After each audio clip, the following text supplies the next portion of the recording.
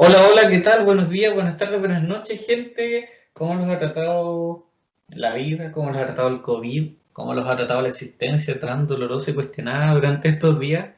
Les habla Camilo y junto a mí se encuentra Paulo para un nuevo capítulo de Planeta Sapiens. Paulo Maureira, ¿qué tal? ¿Cómo estás?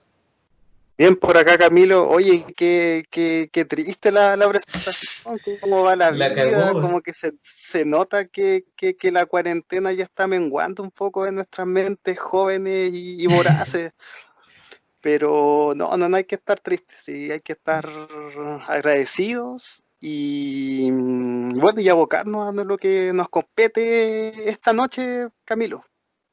Sí, además que bueno, las películas de las que vamos a hablar, las animaciones, igual tienen harto de eso, ¿ah? Como del cuestionamiento sobre la existencia, sobre, bueno, en algunos casos la extinción de forma directa, o las masacres. Y tal vez por eso igual un poco el contagio, yo creo. Pero sí, las semanas de cuarentena empiezan a sumar, pero vamos a seguir dando la pelea como siempre hasta el final. Oye, en todo caso, de las posibles animaciones, puta, elegimos las que menos nos plantean algún tipo de devenir próspero. Bueno, en este caso Nada. son dos películas de animación japonesa que, pucha, pese a que, no sé, en este caso, igual pueden plantear cierto tipo de condicionantes que nos pudiesen ayudar para un futuro, no, como que no hay mucha luz tampoco en ellas, pero son muy buenas películas.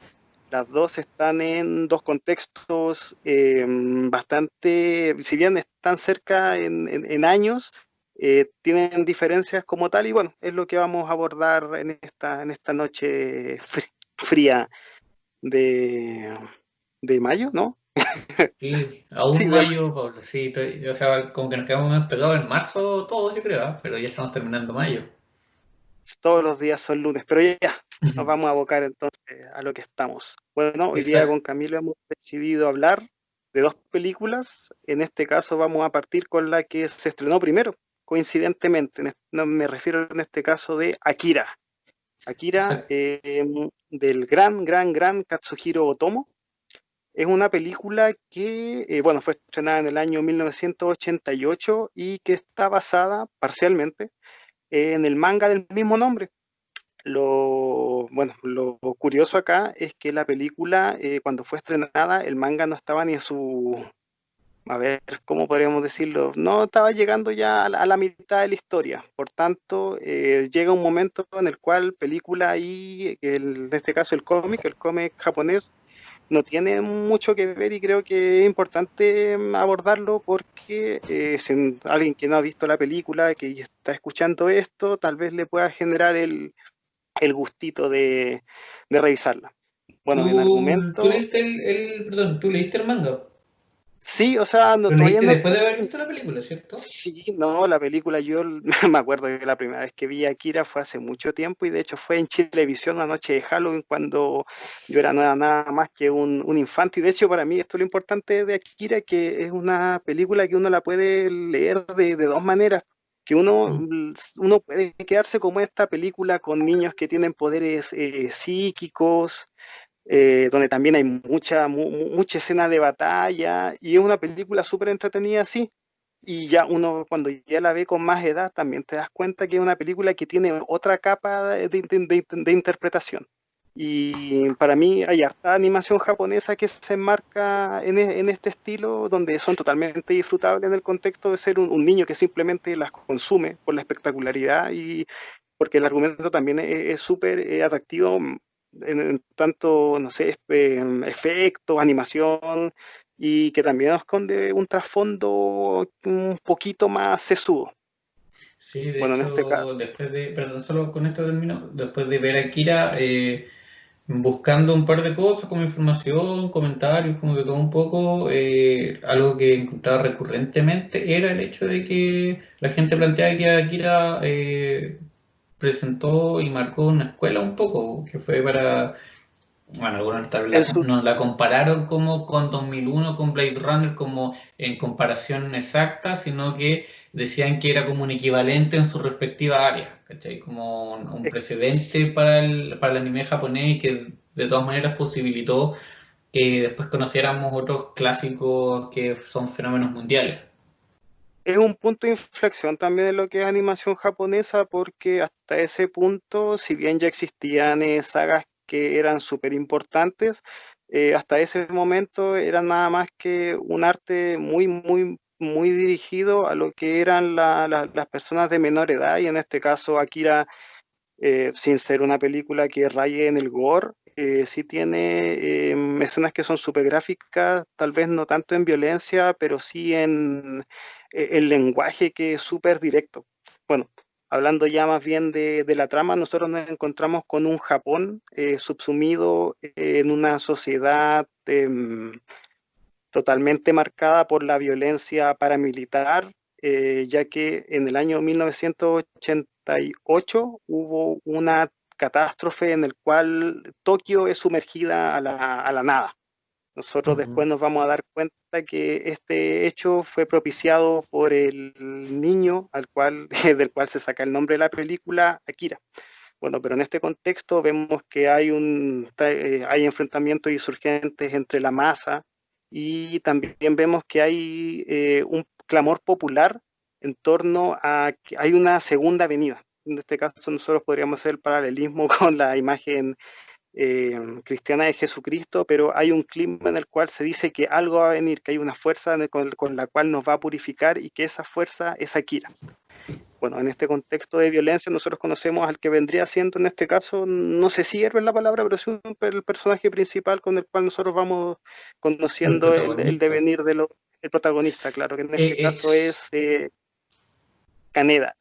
Hay una cosa interesante ahí que ahora que lo planteas de esa manera, que claro, uno siempre piensa en la lógica protagonista-antagonista, más allá del bueno y el malo, como el que gira en torno a quien gira la historia y el que tiene las motivaciones contrarias de la persona a la que gira en torno a la historia.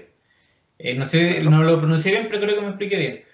Eh, y en este caso, tanto con Tetsuo como con Kaneda, como que eso va dando vueltas dependiendo de qué minuto o en qué escena estáis. Como que yo no me atrevería a decir, uno, claro, pensaría decir como no, Kaneda es el protagonista, ya puede ser, pero de alguna manera igual es todo, no todo, pero la mayoría muy alrededor de Tetsuo también. Como que si tú te haces la pregunta, ¿la película puede desarrollarse sin uno o sin el otro? La respuesta para ambos casos es bien, es como no, pues, ¿cachai? O en Es que algunos son, más que menos, pero bueno. sí, yo siento que estos son personas que están en constante diálogo, y es súper a ver cómo decirlo. Es extraño porque si te das cuenta, los dos no están juntos en pantalla de forma muy fluida hasta llegar el tercer acto. Nosotros vamos conociendo las motivaciones de Kaneda, las motivaciones de Tetsuo, una vez que a él ya empieza a desarrollar estos poderes psíquicos con los cuales se van a desatar ya en el último tramo de la película. Pero ambos están constantemente dialogando entre sí, y gracias a esta forma de contar la historia nosotros podemos establecer cuáles son los paralelismos de uno y del otro, porque en este caso, bueno, Kaneda es el líder de una banda de motociclistas que se nota que están en los estratos más bajos de la población, y que de hecho podemos nosotros decir hasta que este clima beligerante de violencia, ellos no son nada más que el trasfondo de las peleas callejeras que ellos llevan de noche. No podemos decir que son personajes que estén inmiscuidos, ya sea ni política ni religiosamente, con todo lo que hay detrás, que son simplemente niños que son huérfanos y que de noche salen a desatar esta ultraviolencia, por decirlo de alguna manera, y a divertirse. Por eso son Son, personajes que no responden al típico canon de héroe trágico, sino que son cabros, pues son jóvenes. Después nosotros vamos conociendo que ellos viven habitan en un orfanato. colegio. Claro, provienen de un orfanato, en el colegio simplemente están para que no lo, antes que lo enlisten en la policía militar. Entonces no responden como a esta imagen de héroe idílico, más a los japoneses que les gusta siempre marcar los temas en tonos blanco-negro. En este caso no, son personajes que tienen sus matices, y que como te decía, que están constantemente dialogando entre sí para delimitar cuál vendría siendo la personalidad en este caso de Kaneda, que lo vendríamos conociendo más desde el principio de la historia, y Tetsuo, que, bueno, en este caso es un amigo de Kaneda, pero al cual es visto, claro, no sé si como menor rango, pero están constantemente preocupados de él porque se nota que es menor. Sí, po. Y eso lo refleja él cuando al final le dice que a Canela que siempre él tiene la razón y la última palabra y todo el cuento, como ese desprecio de la persona a la que le dicen que no está en lo correcto por ser menor y como que genera mucho rechazo a eso. De hecho, esa parte está súper marcada en la película desde el primer momento cuando vemos que Tetsuo se quiere subir en esta moto espectacular que tiene Kaneda, y Ujú. yo tengo un con el tema de la moto porque pese a que no es más que un vehículo, es súper importante para delimitar la estética de la película. O sea, yo hasta vengo a pensar que la moto es un personaje en sí mismo, maneja harto Un de los símbolo. momentos de la película, y claro, y estéticamente la imagen es súper potente con los stickers que tiene, está constantemente para mí en los momentos más frenéticos de la trama, ya sea al principio también en la parte final, y es un personaje en sí mismo. Siento que en eso la película está súper bien manejado y es atractivo. Estéticamente siento que es súper potente la imagen de Kaneda en esta moto, aparte igual que la chaqueta de las cápsulas, que es el nombre de la pandilla del cual él es líder. Bueno, la cosa Y es bueno, que, rojo. exactamente, cuando la cosa es que Kaneda, cuando se está enfrentando a una de las bandas rivales, que en este caso son los payasos, podríamos decir que en un escape que ellos están teniendo ante la policía, Tetsuo es impactado por una figura que viene escapando. Esta figura es un personaje pequeño, podríamos decir que responde a los cánones de un niño, pero vemos que la cara la tiene súper deformada. Vemos que es una persona que está escapando, que no sabe muy bien hacia dónde ir después de que perdió a una persona que lo estaba ayudando a transitar. Y en este momento vemos que, bueno, después de este encuentro, que al final es un choque, Ujú. el niño pide que vuelvan. Aparece un helicóptero militar y se lo lleva. Se lo lleva a él, se lo lleva a Tetsuo, que está prácticamente catatónico después de chocar con él, y se llevan también a los amigos de Kaneda, a la banda. Después nosotros conocemos que Tetsuo es sometido a una serie de exámenes porque ven que empieza a desarrollar una serie de, no sé si decirlo poderes, pero a través de una máquina se ve que Mutaciones. sí, empieza a desarrollar, claro, una serie de mutaciones con las cuales establecen paralelismos con la fuerza que desató Akira cuando para el impacto del cual sufrió Neo Tokio, o sea, Tokio, el año 88. Vamos, en este caso también conocemos al personaje, uno de los personajes importantes de la película, que es el doctor y el coronel. Que son un poco los representantes de las fuerzas, no las fuerzas como fuerzas, sino que como de los estamentos de gobierno más relacionados con el tema de Kira, y es como, no, o sea, no es divertido, pero algo que pasa en algún momento es que el coronel de plano hace un golpe militar, pero lo hace, nosotros tenemos la idea generalmente de un golpe militar que se sobrepone a un Un régimen, gobierno como algo maligno por el acto mismo de imponerse de ser un régimen, pero en este caso las razones son reales, ¿cachai? Es porque las autoridades dicen que las personas están rayando la papa en realidad con todo lo de Akira y en realidad es un cuento que, no sé, para que los niños se vayan a dormir. Y en este caso no, pues, ¿cachai? O sea, si él no hubiera intervenido de forma así, autoritaria, insurgente, en teoría la historia podría haber sido otra. Entonces hay como yo encuentro, una paradoja que se genera un poco.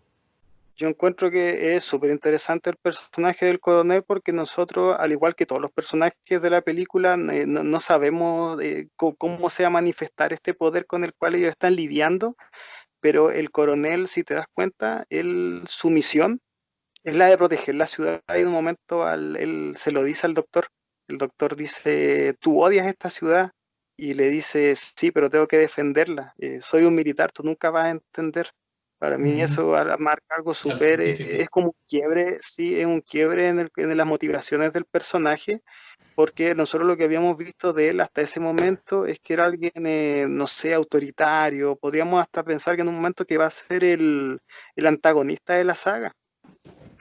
Más por el contrario, vemos que, bueno, una vez que nosotros conocemos esta edificación en la cual tienen, donde trabaja el coronel, conocemos al resto de los personajes importantes de la película, que en este caso son tres niños con los cuales nosotros sabemos que ellos han estado experimentando, que en este caso ellos los identifican por números. Uno es Masaru con el número 27, Kiyoko, que es la única persona que es femenina, que tiene el 25, y Takashi, el número 26. Nosotros vemos que los tienen en una especie de guardería, podríamos decir, con Ujú. muchos motivos muy, muy, muy infantiles, y nosotros en este momento vamos conociendo cuáles son las motivaciones del por qué ellos están, del por qué ellos están ahí. Finalmente, o sea, no finalmente, pero después de eso, en realidad, como decías tú, cuando empieza Akira, o sea, no Akira, Tatsuo a desarrollar sus habilidades, y Kaneda en la estación de policía se encuentra con una chica Kai, en realidad que le gusta, ¿sí? ¿sí? La niña, No, claro, la chica Kai. sí, y como en noción de perseguirla un poco a ella, termina cruzándose con un grupo de personas que buscan o que intentan en realidad también acceder al teatro, o sea, no al Coliseo Olímpico donde está Kira, pero al ejército y a las Edificación, personas a la edificación, claro. El laboratorio donde está todo esto un poco encerrado y ahí es donde está como el gran comodín de la película, donde como lo contextual que teníamos hasta ese momento, en realidad agarra tierra derecha a atrapar a Tetsuo y a de alguna manera ir descubriendo el gran misterio de Akira o de cómo estos niños tuvieron sus poderes o por qué son tan raros, básicamente. Y de ahí en realidad la es- película yo siento que hago un ascenso de cosas hasta que, bueno, tenemos la situación final en que ya Tetsuo se ve súper, hiper descontrolado en términos de poderes y el resto ya es magia, o sea, no magia, pero los pequeños Benjamin Button haciendo lo suyo versus Tetsuo ante el efectivo retorno del Mesías para algunos. sí, y sabes que todo ese desarrollo de la trama yo lo encuentro, aparte que es súper entretenido, uno también puede establecer paralelismo porque en este caso nosotros la vimos en el idioma original. Ujú. Y estos niños que de apariencia muy extraña, tienen una voz extremadamente infantil, tienen Sí, un tono de niño muy, muy, muy, muy pequeño, y de hecho hasta ellos mismos las interacciones que tienen como para causarle temor a Tetsuo cuando él está atrapado en el hospital de la base militar, es a través de personajes, no sé, a un autito pequeño, un osito de peluche, y yo hago el paralelismo ahí que para mí Akira, la película, prácticamente le está hablando a ese Japón que fue azotado después de la Segunda Guerra Mundial y que recibió las bombas atómicas, y que al final esos niños son al final lo que se crea en base al infierno de lo que es la radiación. Para mí, sí. eso es el paralelismo que uno puede establecer entre la película y el devenir del Japón de segunda mitad de siglo XX. Sí, al final son los niños que tuvieron que pagar que hubo un avance tecnológico que llegó a tal punto donde se soltó una bomba de hidrógeno sobre un país, y que eso tuvo tales consecuencias. Para mí, eso es la forma que genera la película como tal. Hay un avance tecnológico que eh, conspiró en contra de un mismo país. Y de hecho, o sea, ese paralelismo o esa interpretación relacionada a las consecuencias de Hiroshima y Nagasaki, si tú lo extrapolas a distintas partes, están, o sea, te presentan una sociedad japonesa que está destruida básicamente, que nada importa, que el colegio es estar, ¿cachai?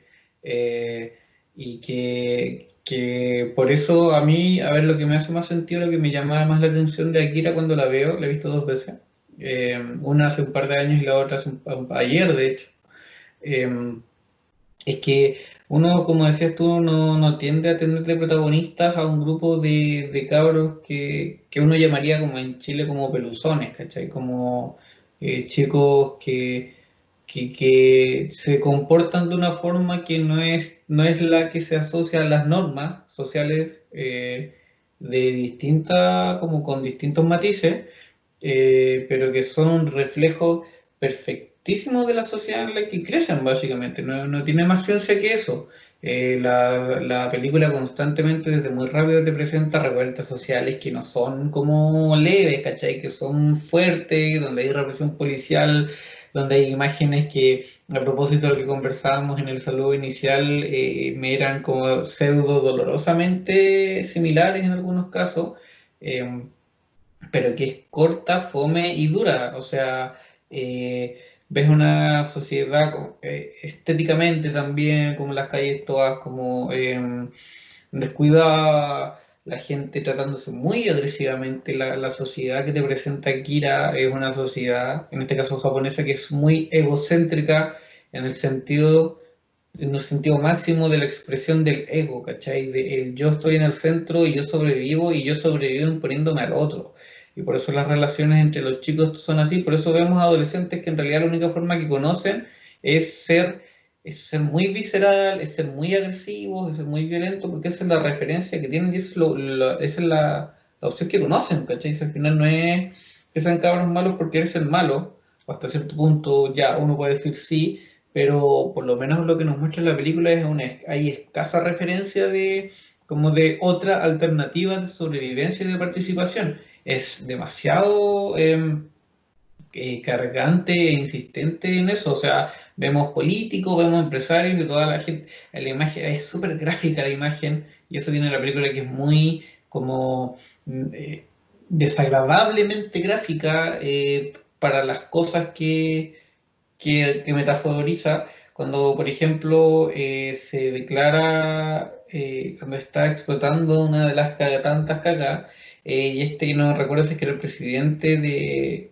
bueno, una persona de alto cargo que era un chico con pelo largo, o sea, era un viejo, pero de estatura chica, como con las paletas y el pelo largo que no se va atrás, y va a su oficina y empieza a guardar billetes de una forma desbordante, literalmente, y perdiendo tiempo, uno dice, pero bueno, si está quedando la cagada, te van a matar, ¿por qué perdís tiempo en seguir guardando y tratando de apretar ese bolso? Y está en eso, y está en eso, y está en eso, y apenas se lo puede llevar, y al final el loco termina muerto en la calle con su bolso ahí todo eh, pesado, te Sí, muestran. Y eso es súper gráfico de eso, que ni siquiera como las autoridades que te muestran un consejo previamente, en el que terminan destituyendo al comandante, el no me acuerdo comandante, cuál era su cargo. sí, eh, Son todas personas que les interesa y creo que los diálogos que tienen cada uno representa como un estamento, una entidad y todas te hablan de como de este egocentrismo, de una lógica social que funciona desde el yo y desde el yo en su forma más radical, ¿cachai? Porque tú está bien, ¿no? Tú como individuo puedes, y a propósito de individuos, eso se viene con la otra película que vamos a hablar después, pero tú como individuo puedes pensar en ti mismo sin despreciar o sin degradar al otro como automáticamente, pero acá no, acá es eso, ¿cachai? Soy yo por sobre el resto, lo que explica también y lo que también se grafica en la conversación final que tienen o sea, Kaneda y Tetsuo, cuando Kaneda va básicamente a matarlo, va a detenerlo, y la forma en que él no busca hacerlo entrar en razón, sino que en el fondo es como quién es más fuerte, como una pelea de animales que se paran y se empiezan a rugir y quién ruge más fuerte, ¿no? ¿Cachai? O sea, tú ves la actitud de Kaneda, eso como, oye, yo sigo siendo más grande que tú, así que tú no me vengáis a mí a decir cómo son las cosas, ¿cachai? O sea, como tú eres mi hijo, pero de una forma despectiva. Y eso es una constante que tú veis a lo largo de la película de principio a fin. De hecho, la forma en la cual ellos se criaron en el orfanato, si al final Kaneda busca al niño Tetsuo, claro, también como una forma de formar un séquito para salvaguardarse su misma integridad propia. En ese sentido, la película, como tú bien decías, te muestra que estos niños huérfanos que son directamente que son huérfanos porque Japón ha estado en periodo de guerra, no tienen otra vía para subsistir, y por eso también ellos son parte de una pandilla, que son una pandilla que no tiene otra forma que superar al otro que a través de la violencia y la muerte. Y en ese sentido la película no tiene ningún reparo en demostrarte a lo podrida que está la sociedad japonesa hasta de ese entonces, y que yo insisto que eso todo no es más que un paralelismo de lo que fue Japón desde el 45 en adelante, que fue un periodo donde hubo muchos niños que quedaron sin familia, donde los tuvieron que agrupar en casas de acogida porque no tenían otro lugar donde poder criarse todo estas personas que sufrieron el tema de perder familiares por una bomba atómica que arrasó con todo. Y que para mí estas películas sirven para enrostrarle a Occidente, así como así nos dejaron. Yo Mm. pienso hasta en el mismo Godzilla, que era una forma, yo pienso personalmente que es una forma de decir, ustedes tiraron esto y esto fue lo que crearon, anomalía, en este caso un lagarto gigante, demostrándolo de forma muy gráfica. Y en esta película las consecuencias son una sociedad totalmente denostada, donde el más fuerte sobrevive, y que al mismo tiempo las autoridades están más preocupadas sobre establecer nuevos regímenes fiscales, creo que es lo que dicen al principio de la Ujú. película, para seguir reprimiendo antes de darle cabida a otras formas de superar, en este caso, la crisis. Por ejemplo, en la película no está bien delimitado eso, el tema de a nivel sectario se ha formado un mito en torno al ser que vendrá a hacer trascender al pueblo japonés. En este caso, son unos pregoneros que son barridos por parte de las fuerzas militares en cuanto ellos empiezan a hacer sus revueltas, que son más que nada personas gritando, son haciendo personas que están pintando. Y pucha, la película, pese a que lo muestra pincelada, es también una idea a fuerza, sobre todo en la parte final, cuando vemos que Kaneda aparece ya a sociedad y haciendo uso de sus poderes. La gente a él lo reconoce prácticamente como Tetsuo. un mesías que viene. Claro, sí, exactamente, cuando Tetsuo hace uso de sus poderes, la gente a él lo reconoce como el motor de cambio. Constantemente vemos que el pueblo se está rebelando en contra de sus gobernantes, y la primera vez que ve este ser, que más encima estéticamente estaba con una bata, entonces como bien, bien, bien mesiánico, la La forma en la imagen. cual él llega. Y es una total contradicción porque Tetsuo no está pero ni ahí con nada, él quiere arrasar con todo, quiere llegar hasta el lugar donde el Kiyoko le dice dónde está Akira, y él simplemente tiene un deseo de destruir, y que lo cual se condice con la forma que él vivió toda su vida. Y Entonces siento que uno como espectador no le puede reprochar nada a ese personaje. no, eso ahí se logra súper bien porque al final te lo muestran en todo momento. O sea, mientras hablaba me acordaba que, por ejemplo, en la escena en que ellos se conocen, o sea, en el flashback que te muestran cómo se conocen, responde exactamente a la misma lógica. O sea, es Kaneda pegándole a unos locos que le quitaron un juguete de Tetsuo cuando era chico. E incluso cuando nosotros diríamos que Kaneda actúa éticamente, de una forma éticamente correcta, es mediante la imposición, en este caso física, sobre otro individuo para como no sé, ni siquiera validarse, sino que para mantenerse de pie, porque ¿cachai? Como sobrevivir o mueres.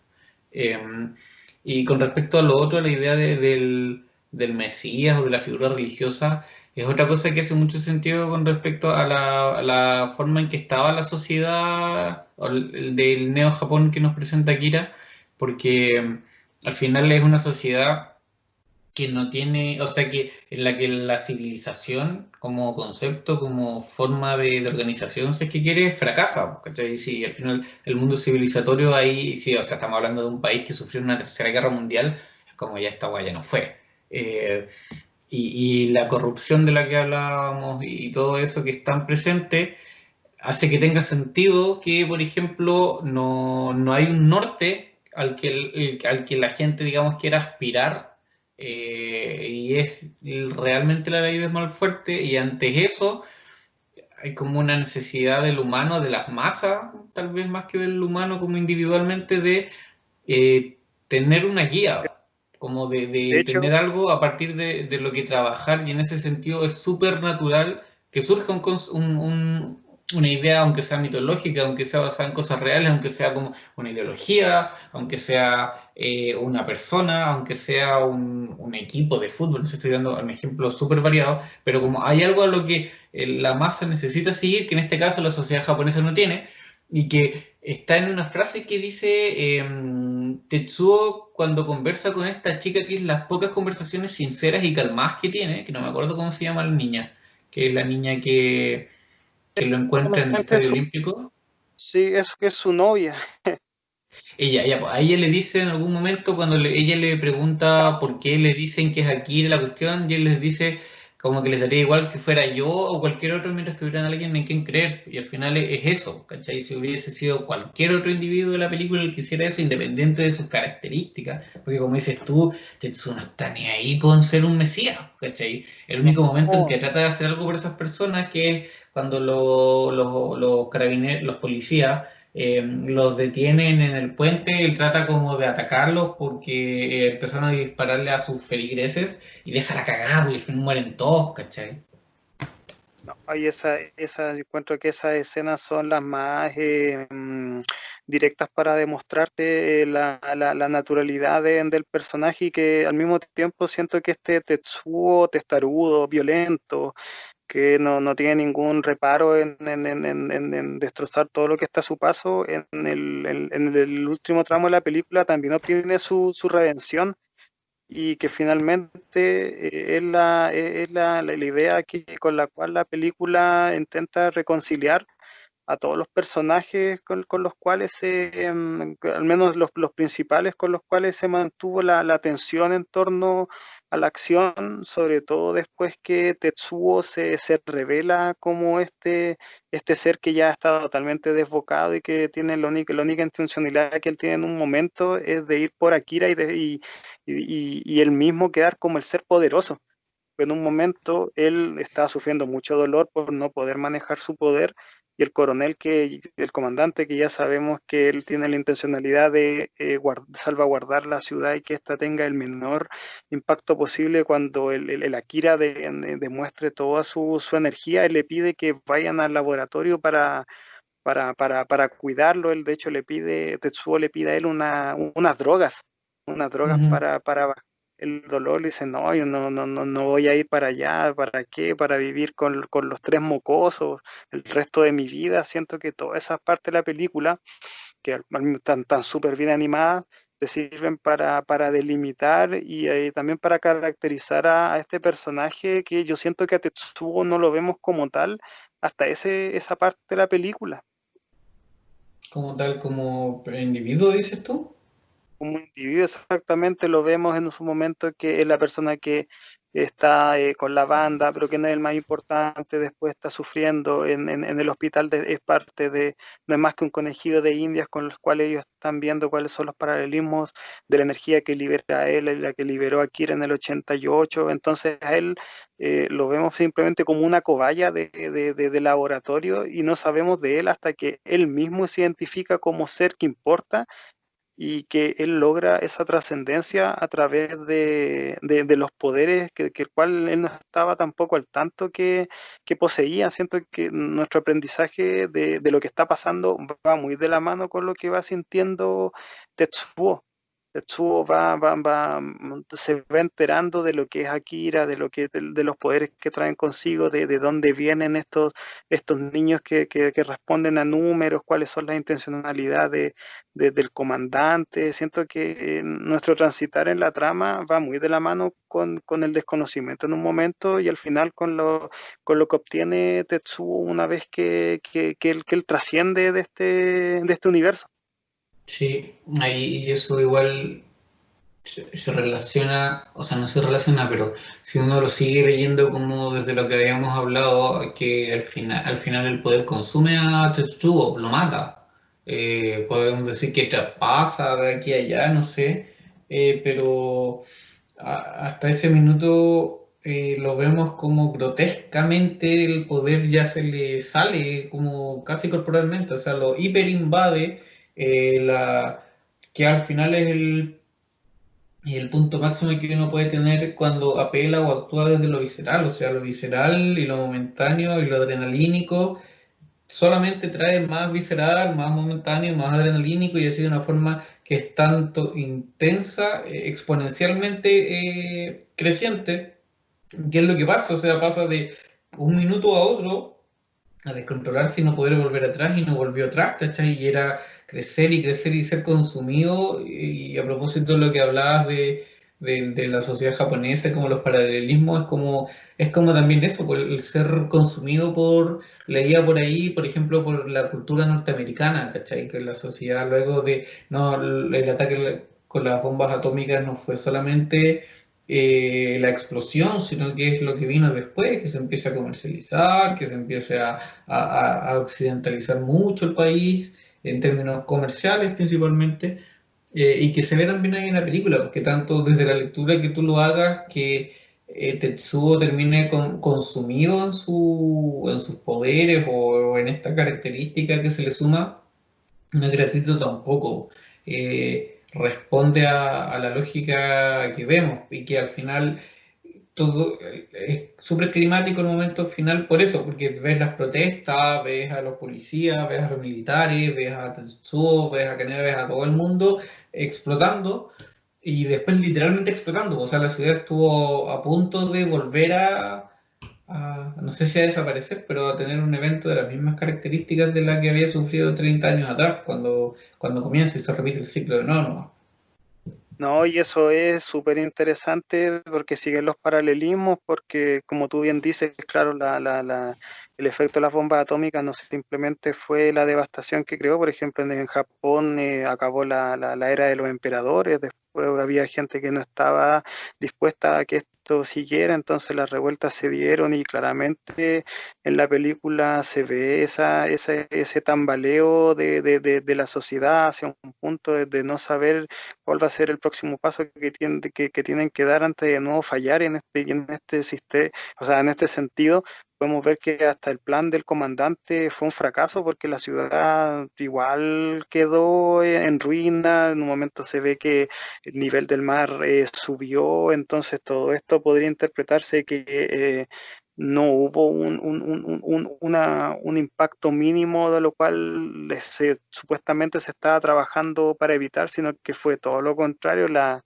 El avance tecnológico volvió a estar presente en una catástrofe de nuevo creada por el hombre, y es como un punto volver a repetir exactamente lo mismo, son el hombre tropezando con lo mismo que para la cual se estaba preparando para no tropezar. Y en ese Exacto. sentido la película te devuelve a lo mismo, o sea, nosotros podemos ver, claro, Canea sobrevivió, la niña también, el amigo de Canea también, pero en cuál uno simplemente hay que ver qué es lo que los rodea. Es la ciudad en ruina, el agua hasta el cuello, no es un final optimista, no es un final que invite a ver que una sociedad mejoró. De hecho, no sé, contar las muertes que ocurrieron en ese momento son, no sé, impensadas. En un momento, Kiyoko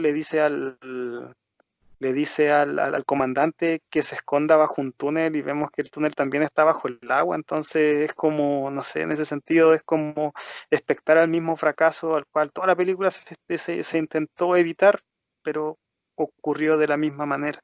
Y ocurre porque, de nuevo, por la misma tónica que te digo, por el descontrol, por el dejarse llevar y nunca poner el freno, como el siempre empujar un poco más, un poco más, un poco más, un poco más, que te permite o ser grande o morir incinerado. ¿Cachai? Como el clásico querer poner demasiado cerca al sol. Eh, Termina pasando un poco eso. Oye, Pablo, una pregunta. ¿Tú leíste el manga o lo estás leyendo, lo Sí, has leído harto? La clásica pregunta, ¿qué tiene como de parecido, de diferente, de interesante? es que, bueno, como en todas las publicaciones manga que después se transforman en anime, hay ciertos elementos en los cuales se profundizan. Y en este caso, por ejemplo, la vía de pandillero con la pandilla de las cápsulas de Kaneda y el grupo de Kaneda, donde está también Tetsuo, dan harta vuelta en eso. De hecho, en un En el momento, manga. Tetsuo, el manga, Tetsuo es líder de los payasos y está en contra de Kaneda, pero después Kaneda igual trabaja para ellos, entonces a ver, son unas tramas que se alargan, que son entretenidas, son súper gráficas, son súper violentas, que nos ayudan mucho a caracterizar a los personajes. De hecho, en Ya. la película, todo el rollo que se ve que Kaneda trae, o sea, que Tetsuo sentía que Kaneda era alguien que lo mandaba y que se sentía que era su padre, bueno, todo eso está contado a través de esas tramas, pero que al mismo tiempo no alimentan a triangular lo más importante, que en este caso es el misterio de qué es lo que se está realizando Una historia más en la detallada base. nomás, para conocerlo Sí, mejor. sí, igual siento, por ejemplo, que el personaje de Kaneda es mucho más, a ver, el coqueteo que él tiene con Kai es súper, no sé, es súper naif. No es muy, es simplemente, hasta yo lo encuentro que es un poco de alivio cómico que tiene la película y hasta en las muecas que hace el personaje que son súper caricaturizables.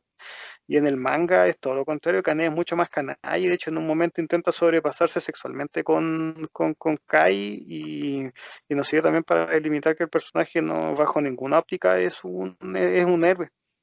En el Claro. manga también, hasta la parte que yo he leído, el rollo, la temática política está súper más presente y por ejemplo ese personaje que tú decías que tiene el pelo largo, que tiene el bigote, él tiene una subtrama mucho más extensible que es porque él es la persona que está infiltrada en el comité, porque él ayuda a este grupo de espías que se quieren inmiscuir en la base militar para saber en qué momento va el ¿Verdad? proyecto, en qué Sí. punto va el proyecto Akira. Eso también lo manejan más en el manga y que son tramas que nos ayudan a enriquecer un poco este universo pero que tampoco son necesarias para, como para darle un entendimiento total a la trama. Es La que, trama, claro, perdón, solo para la, complementar, es que, claro, pues ahí el cambio de formatos es lo que te da eso. Pues, o sea, uno tenéis el factor tiempo, que es el principal juez que tenéis en contra, y claro, pues en noción del factor tiempo, en la narración que tú realizas en una película es una sola, en teoría. En cambio, en un manga, en un cómic, en un libro, tú puedes racionalizar eso mucho más. Y por eso eso permite que se profundicen, en realidad hace que se escriban pensando en esa profundización para que la historia como un total tenga más sentido. Pero en la película no, porque ¿cachai? Tú, las cosas que me dices, sí, ayudarían caleta, serían un súper buen aporte, pero para la noción general de la película probablemente no lo sea, no lo hubiesen sido si es que se hubieran incorporado. pero sabes, Camilo, que para mí lo más gráfico que tiene diferente entre el manga y la película es que nosotros el nombre de Akira lo conocemos por los flashbacks que tienen los niños. Y en cambio en el manga nosotros vemos a Akira actuar, él se materializa y él es un personaje, de hecho, que tiene muchas escenas de confrontación, ya sea física y también psicológica con Tetsuo, mientras que en la película es más una idea fuerza más que un personaje en sí mismo. Yo siento que eso es lo que está más, eso es lo que marca la diferencia en torno a ambos formatos. Yo, como te decía, no he visto, no he leído todavía del todo, pero ya alcancé esa parte y siento que el punto donde se diferencia donde se diferencian las tramas de un formato y otro es cuando Tetsuo alcanza a establecerse en el teatro, en el Estadio Olímpico de Neo Tokio. Esa es la parte donde las tramas se diferencian la una y la otra. Y de hecho, Ya. en la trama de la película, la trama se sitúa, podríamos decir que en un día. De hecho, en un momento es de día, anochece y después cuando finaliza el otro día de nuevo está de noche. En cambio, en el manga pasa mucho tiempo. Es más, hay una Ahí en variable. el Estadio Olímpico. Exactamente, mucho de lo que se desarrolla en el tramo final está en ese contexto situacional,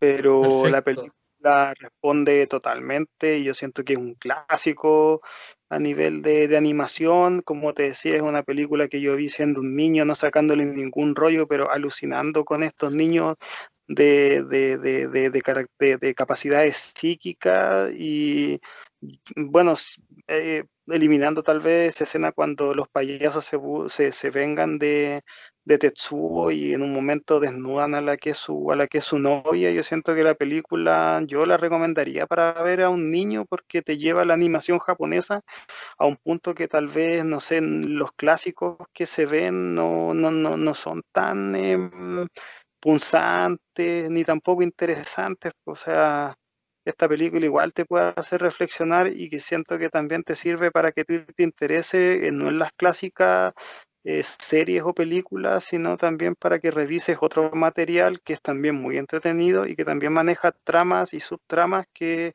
son súper enriquecedoras, más cuando uno intenta formar un gusto.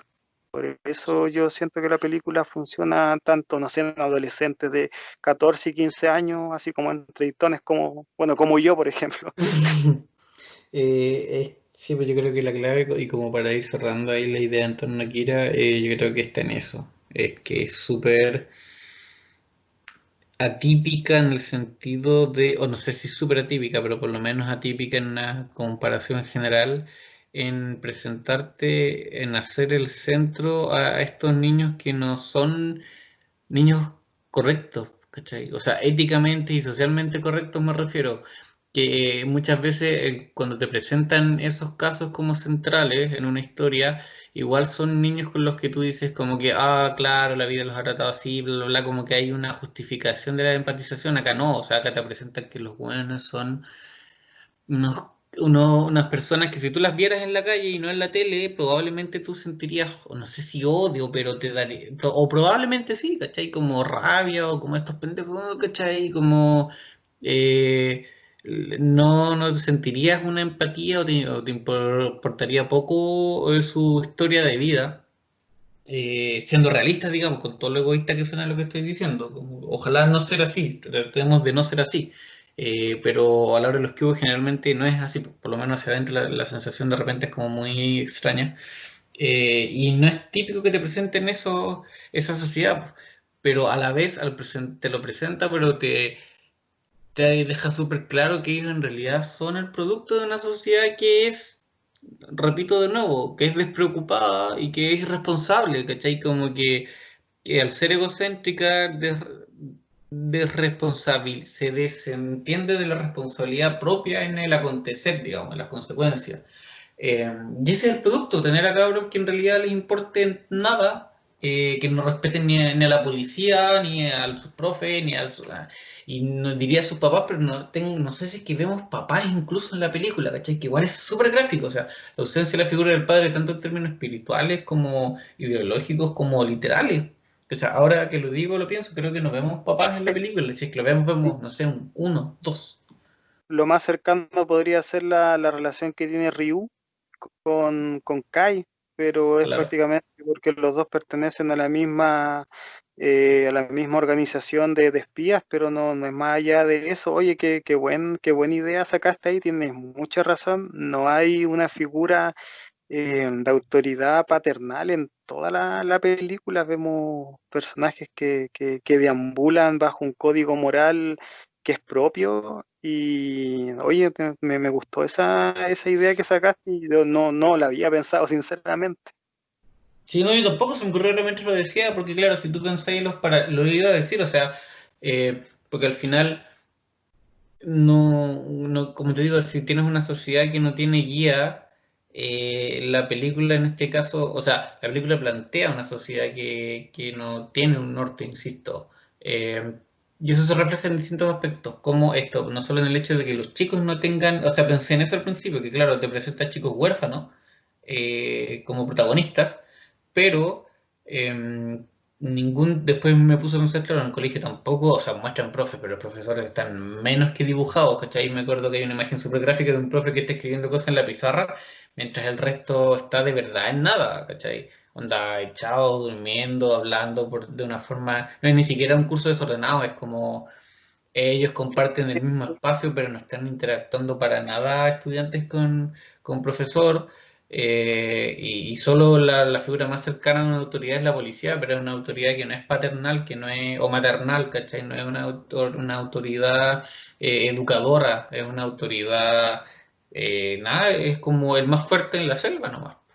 Es una sociedad que al mismo tiempo se intentó salvar a sí misma, pero al final de la película nos dimos cuenta que pagan los vicios de no preocuparse del mismo pueblo. El mismo pueblo es masacrado por alguien que es parte y que es víctima de los mismos vicios con los cuales se criaron. Si la película tiene un subtexto que al Japón insisto, del Japón de segunda mitad del siglo XX, después de la bomba, le tiene que hacer mucho sentido y por eso la película fue un éxito y por algo hay tanta animación de ese país que le habla de las consecuencias de ese hecho catastrófico que siguieron y que siento que para ellos debe ser la piedra fundacional de su identidad, al menos desde el 45 en adelante.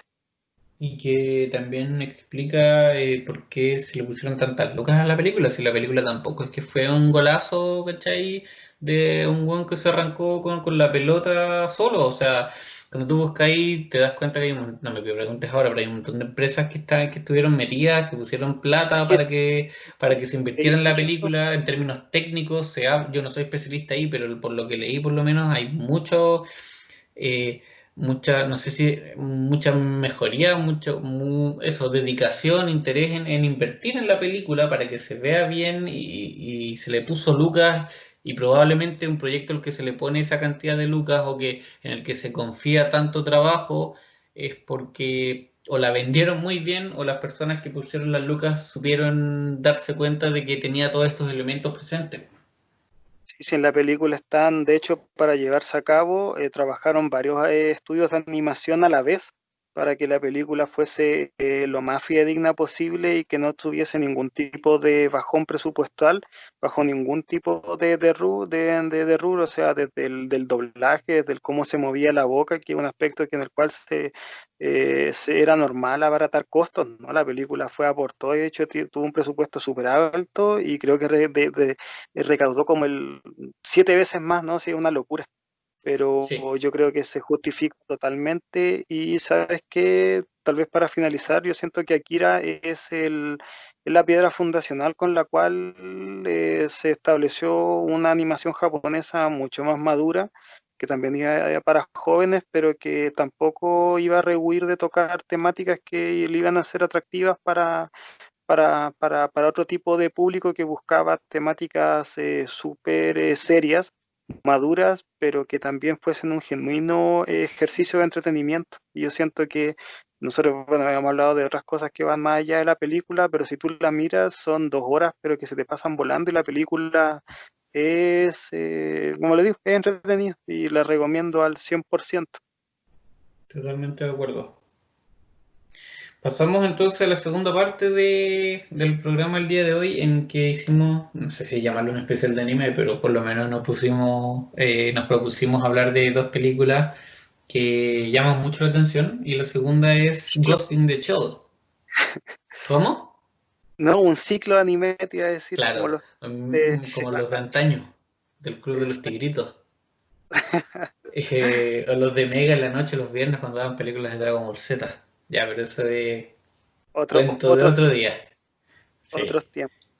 Ghost in the Shell, una película. A ver, yo llegué a Akira y a Ghost in the Shell, había escuchado muchas veces sus nombres, pero en realidad a Ghost in the Shell llego cuando empiezo a interesarme por el cyberpunk como estilo, como contexto, si es que quiere ponerle algún nombre. Me apareció constantemente bueno, Blade Runner mil veces, pero abajo de Blade Runner me aparecía Ghost in the Shell. Em, y así llego, la veo y claro, veo que es esta cuestión como una bomba de ciencia ficción que es demasiado filosófica, que a diferencia de Akira, en el que yo creo que quedó un poco claro que se relata una historia, Akira finalmente busca contar una historia con componentes que dan para pensar y que plantea temas, pero al final del día es una historia.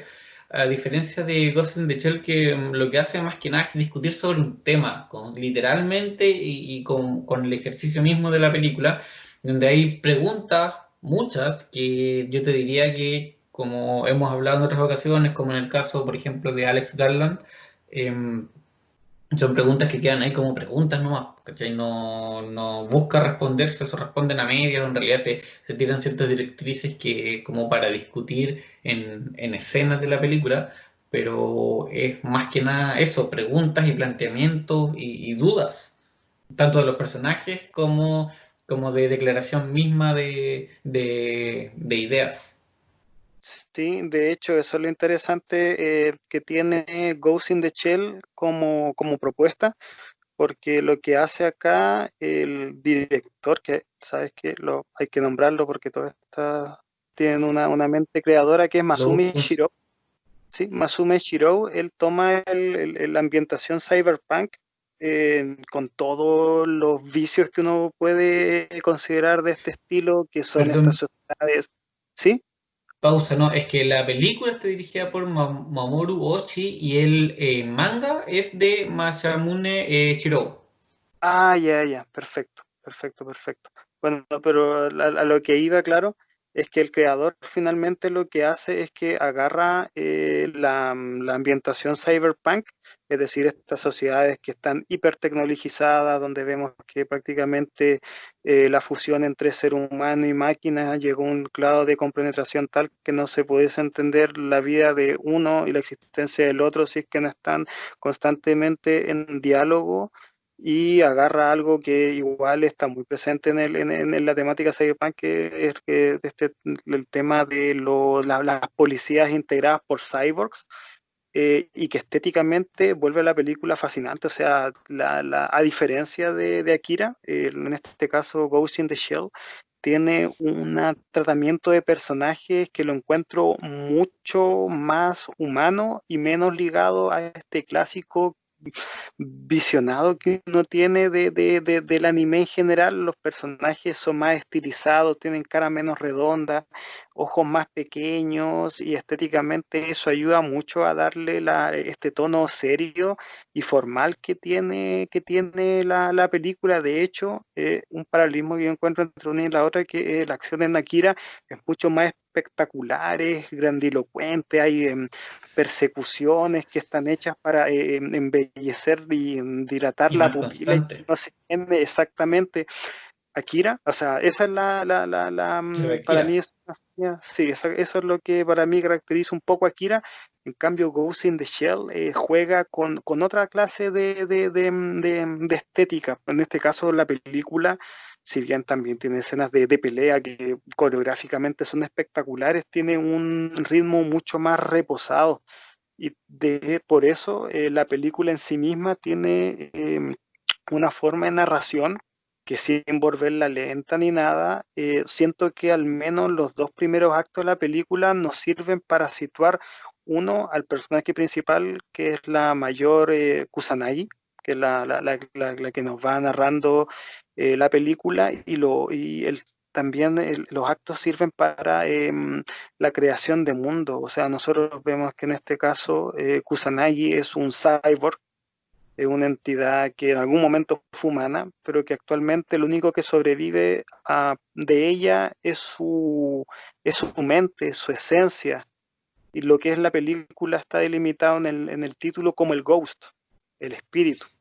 Yo pensaba, bueno, como para resumirla súper brevemente nomás, en honor como al orden, claro, Ghost in the Shell cuenta la historia de esta cyborg, que es parte de la sección 9, que es un departamento de policía, y la historia básicamente, y súper simple, porque dura una hora y media, es súper escueta, cuenta cómo este grupo empieza a recibir el caso de un super hacker, el Puppet Master, al que deben atrapar y que avanzadas las situaciones, como detalles más, detalles menos, es un robot también, una inteligencia artificial que surge, que es parte de otra sección, que fue creada, digamos, en otra sección del mismo gobierno, que a todo esto el tema político y como político en términos políticos, a ver, voy a buscar otra palabra, en términos de organización de comunidades o de grupos humanos, geográficamente hablando, y en términos del ejercicio de la política, está súper deconstruido, o sea, hablamos de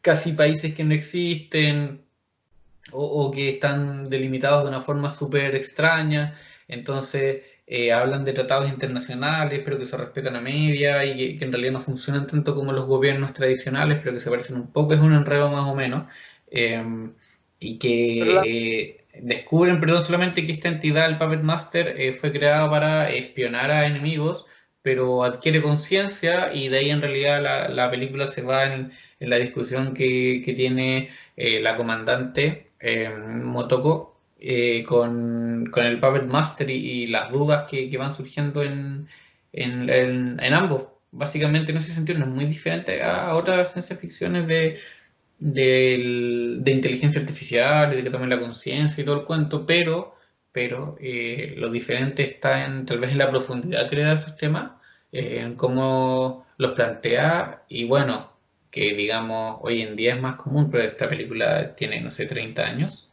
es De del hecho 90, tiene 30 años. sí, sí, Sí, no, mira. No, en ese sentido, como yo iba diciendo, la película ocupa 25 perdón. ocupa los primeros tramos de la misma para delimitarte cuál es el personaje principal, bueno, el universo donde se adscribe, y una vez que aparece el personaje del Puppet Master, nos va a contar el conflicto, pero como historia. Nosotros hasta ese momento ya sabemos que la mayor Kusanagi siente el dilema moral interior de que ella no se percibe a sí misma como un ser que existe. Ella, de hecho, lo dice, lo comenta en una conversación que tiene con uno de sus colegas, que es Batú. Podría decir que es Ujú. como su amigo, la persona que lo va acompañando para lograr, a través de la trama, y ella tiene la afición de nadar. Y le pregunta, ¿y por qué te gusta nadar? Ella siente que al nadar se siente libre porque tiene la incertidumbre, porque siente temor. Y es que si te das cuenta, un cyborg queriendo sentir esa clase de sensaciones que son mundanas y por lo tanto humanas, nos sirve para caracterizar cuáles son la intencionalidad que tiene este personaje en torno a su dilema. Ella siente, y con esto nosotros lo ligamos al concepto filosófico de René Descartes, que ella, al dudar de su propia existencia, ya ese es el indicio de que existe, el Ujú. cogito ergo sum. Yo Es, creo que ahí el tema, perdón, del existencialismo es básicamente central, como se da, para mí el punto, no sé si de inflexión es la palabra, pero el punto que es más gráfico, más como declarador de la película es justamente esa escena, ese fragmento de conversaciones cuando están buceando, cuando está ella buceando Motoko, y le conversa a su colega cuando él le pregunta, o sea, es más raro que un cyborg buceando, porque tiene posibilidad de muerte y un montón de cosas, y como decías tú, lo hace básicamente por eso, por la ansiedad, por la incertidumbre, por salir del estado de confort constante y las conversaciones que tienen son justamente en torno a eso. Aplica el tema de la memoria, aplica o plantea que cómo va a saber ella si es que no es una versión actualizada de sí misma y qué implica eso, que la de ahora es real o la de ahora es falsa o la de antes es un... plantea un montón de cuestionamientos que no sé si toman sentido, pero que se amplían aún más cuando aparece, literalmente aparece el Puppet Master, cuando ya lo vemos como un personaje declarado, descubrimos quién es y todo. Eh, y ahí la conversación que él tiene al pedir asilo político, que es una wea que yo encuentro genial, la primera vez que la vi y ahora igual, eh, que eso no ¿Qué lo edad? teníamos, ¿cachai? Perdón, solo para cerrar, una inteligencia artificial que te pide asilo político te pone así como en jaque o te empuja a una discusión que es súper densa, que es súper complicada, y que es súper interesante al mismo tiempo, ¿cachai? O sea, hay un robot, y con esto sí cierro, no sé si has escuchado hablar o sabes de Sofía. Ah, Sofía de Robot, ¿la cachai? sí, sí, sí, no, pero cuenta, cuenta. Entonces, explicarlo súper simplemente, es una robot que creo que una empresa estadounidense creó una inteligencia artificial que aparentemente es como la más desarrollada de momento, o por lo menos que se conoce a la luz pública, que aprende a medida de interacción con personas y lo han llevado a distintas partes del mundo, como a dar charlas o a presentarse a congresos y cosas por el estilo. Y eso, básicamente como que da discursos y es, no sé si independiente, pero es la referencia más independiente que tenemos de momento. El punto es que en una de esas actividades de forma, digamos, honoraria o como simbólica se le otorgó una nacionalidad, la nacionalidad saudí, si no me equivoco. Pero el punto es que si eso se hace legalmente, digamos, se traspasa el papel, implicaría que, por ejemplo, esta máquina podría votar, podría cometer crímenes, podría ser enjuiciada, tiene derechos, tiene deberes, eh, puede votar en una elección. ¿Y cómo sabemos que vota ella? ¿O cómo sabemos que no está votando ella? ¿Cómo sabemos que cuando nosotros votamos en realidad no estamos siendo votados por la influencia del entorno, y por decisión propia? Y cómo el caso de ella, la robot, es diferente. Entonces, todo ese tipo de discusiones te lo plantea acá Agustín Shell personificado en una inteligencia artificial, el Puppet Master, que pide asilo político, pero que en la realidad está como un par de años más allá, tampoco está tan lejos, ¿cachai? Y que, insisto, son discusiones complicadas porque las respuestas implican salirse de la zona de confort y cambiar paradigmas de una forma brutal. De hecho, es interesante eso porque el mismo Puppet Master, él no se identifica a sí mismo como una inteligencia artificial porque él ya individualizó al ser, es decir, la conciencia de que existe como la parte central de su pensamiento lógico. Él en un momento, de hecho, lo ¿La dice qué, de forma perdón? súper él dice que él no es una inteligencia artificial, porque él ya identificó a su ser mismo, él ya hizo la reflexión de que existe. Por eso él hace la diferencia entre ser un ser pensante y consciente de su propia existencia y de una inteligencia artificial que simplemente responde a una sucesión de programas que funcionan en beneficio de algo y de hecho es una idea fuerza de la película porque él en un momento dice, no, si yo existo, ¿cómo no sabemos si es que la funcionalidad del ADN no es lo mismo, lo equipara a la creación de programas con los cuales una inteligencia artificial es creada? Como equipara la carga genética a A la los programas, información.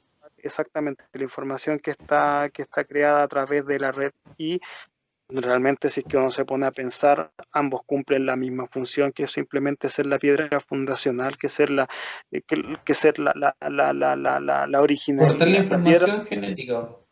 exactamente, de ser la piedra fundacional del cual se origina una forma de vida pensante y que en este caso ya se individualizó como un ser consciente de su propio sentir y que al final nosotros después vamos conociendo que el Puppet Master lo que quiere es la corporalidad, con lo cual salir de esta red desde donde él nació. Exacto, él habla mucho de que es parte o nace en un mar de información, pero lo interesante es que él busca la corporalidad y básicamente es ese su, valga la redundancia, su búsqueda, su finalidad máxima. O sea, se traspasa ese un cuerpo para poder escapar, se mantiene en un cuerpo para poder conversar con las personas y finalmente se transforma o busca como depositarse en un cuerpo físico, hacia el final. Y eso es porque el cuerpo es tu manifestación biológica, es tu...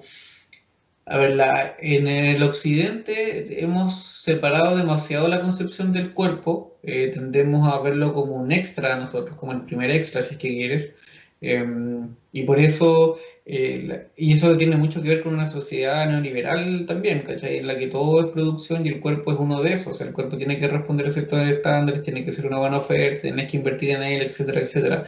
Y tu cuerpo no eres tú, ¿cachai? Pero en teoría tu cuerpo eres tú, es parte de, es como hay una disociación ahí mente-cuerpo que en teoría no existe, pero que en la práctica sí se diferencia y que desde la sociedad se potencia mucho.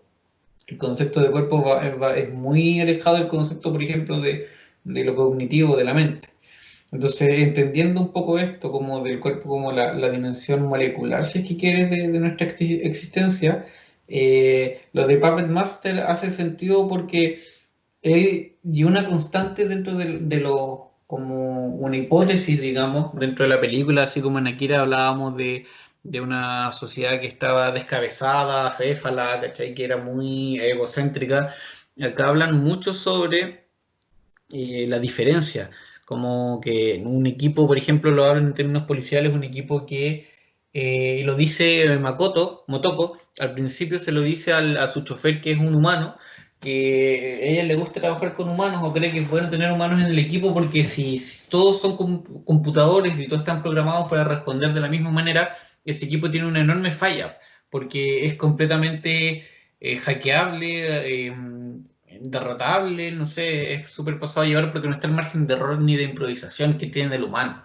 Y ahí te dan la primera pincelada sobre la idea de la diferencia o de la individualización que en realidad después se va manteniendo y que tiene en el Puppet Master como su manifestación final, como el diferenciarse, como decías tú, el individualizarse.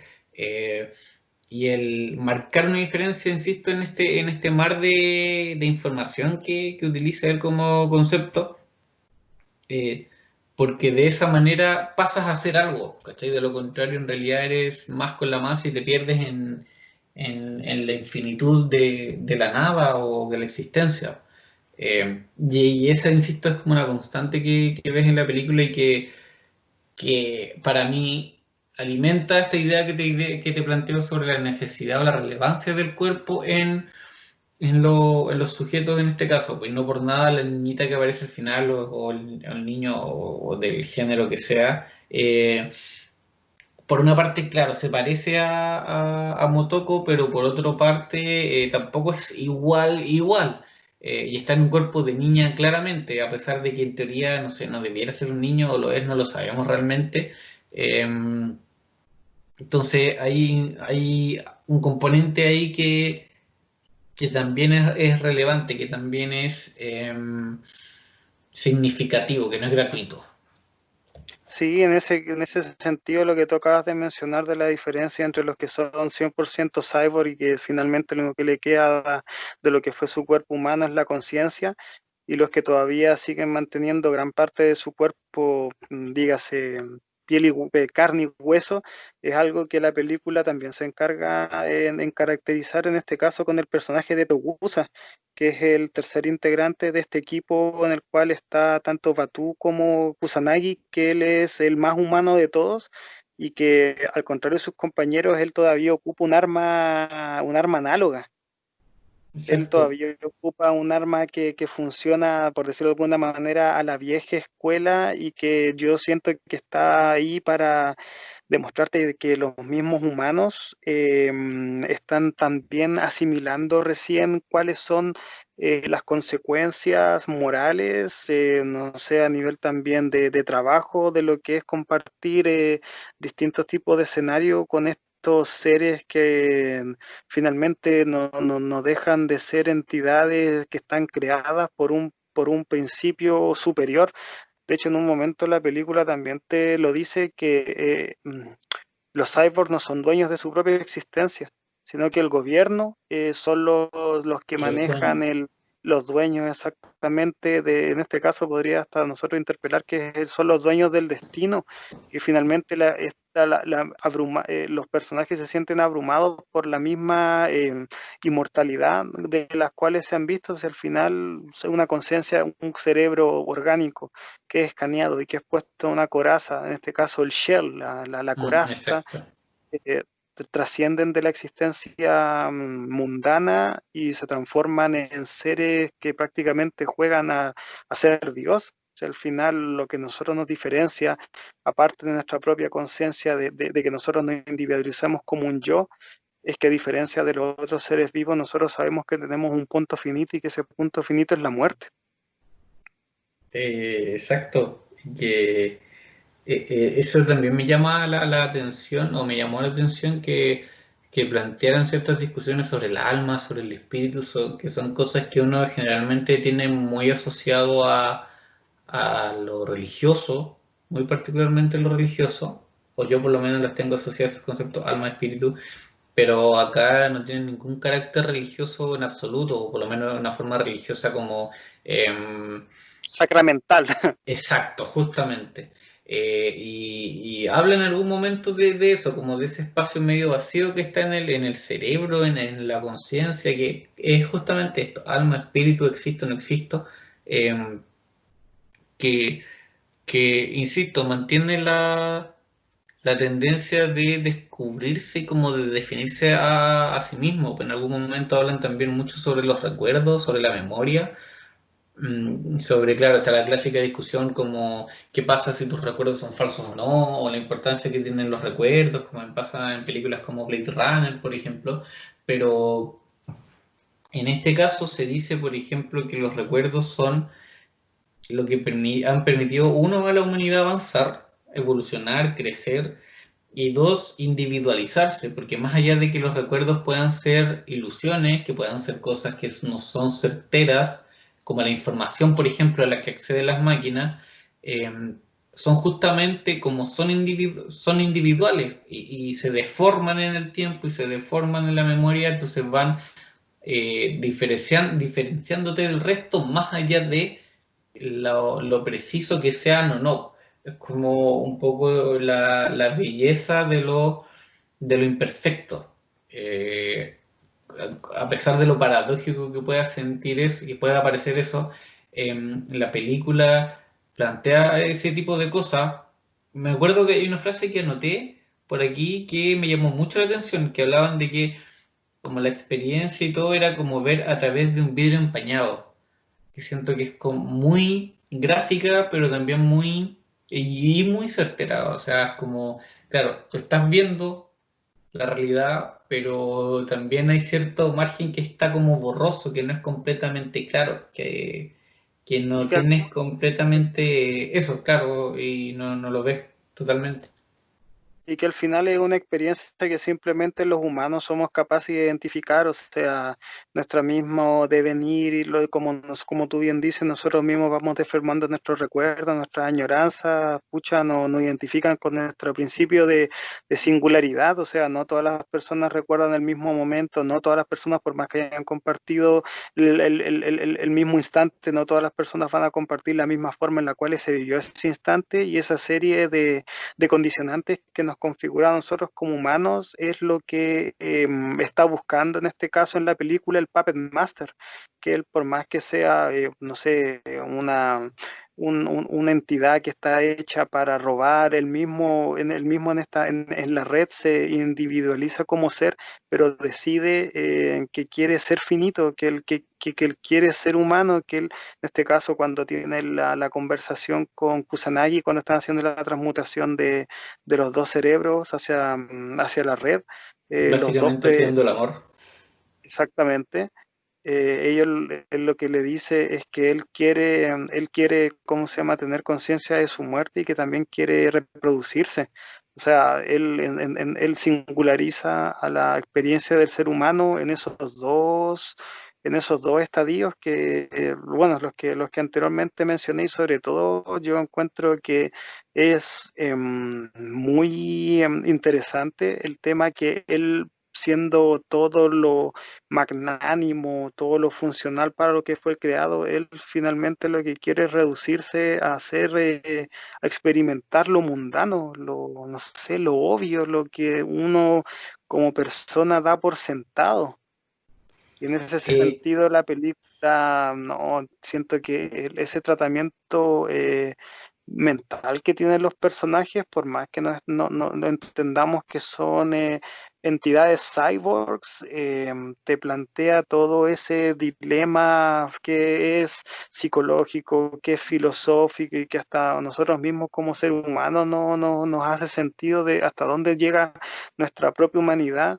Y más en los tiempos donde poco a poco nosotros mismos nos vamos asimilando más a un ser humano que no puede disociarse de la tecnología. O sea, no sé quién actualmente se imagina así un aparato Android o de Apple con los cuales somos funcionales para todo aspecto de nuestra vida. Ya si en un momento la computadora fue para trabajar, ahora también hasta los tiempos de pandemia nos sirve para mantenernos comunicados con personas. Entonces, toda esa caracterización de este mundo que nos plantea Ghost in the Shell, pese a que, no sé, tal vez estamos totalmente lejanos de conectar nuestra mente a una red cibernética, que es una de las temáticas clásicas del cyberpunk, pero claramente no estamos adentrando a un periodo, a un momento en el cual nuestra mente no estamos tampoco tan lejos de que inexorablemente lo único que pueda trascender de nosotros sea un cerebro orgánico escaneado y que dada la circunstancia de morir pueda ser insertado en un programa con los cuales nosotros sigamos reproduciendo nuestros pensamientos, y la película nos invita a reflexionar de que cuán humano es eso. y también, y en el intertanto reflexiona también sobre la relación que tiene eso con la continuación de la especie. En la conversación que tiene el Puppet Master con Motoko, una de las cosas que plantean harto es el tema de la variedad, como que él necesita, cuando la convence o le habla a ella, le dice que necesita variedad, que necesita mezclarse, que eso es lo que evita la extinción, que claro, como dices tú, buscaba tal vez ser finito, llegar a un final, pero en realidad, más que eso, o junto a eso, o de la mano de eso, digamos, está el perpetuarse, el que quede algo que no es ni él ni ella, sino que la mezcla de ambos, pero de una forma que implica que también están presentes. Es una cuestión súper, no extraña, pero es como súper contradictoria. No, no, tampoco es contradictorio, sino que es paradójica de aquello, que se alimenta de las dos maneras, que al final la única forma de mantenerse es heredando y variar, y eso te termina protegiendo, insisto, de la extinción, porque si te mantienes de una forma constante, eventualmente la vida, con todos los componentes que tiene, con todas las manifestaciones que tiene, logra sobreponerse a algo. En cambio, si tú varías, tienes un margen de acción tan alto que es difícil que desaparezca. Si hay una cosa que se te sobrepone, eh, probablemente va a haber otra en la que tú ya te sobrepusiste o la que variaste. Entonces, eso es un elemento que ellos plantean mucho y mediante el que justifican también como la perpetuación de la especie, en este caso su especie, digamos, su forma de ser y su propia existencia, pero que de De, alguna manera nos afecta a nosotros también, solo conectándolo con lo que decías tú, o sea, nosotros podemos decir, no, ¿sabéis qué? Los cyborgs y los transhumanos, no, para nada, porque es intervenir en un montón de cosas y bla, bla, bla, bla, pero en teoría eso implicaría que nada, pues desaparecemos y nos gana la extinción.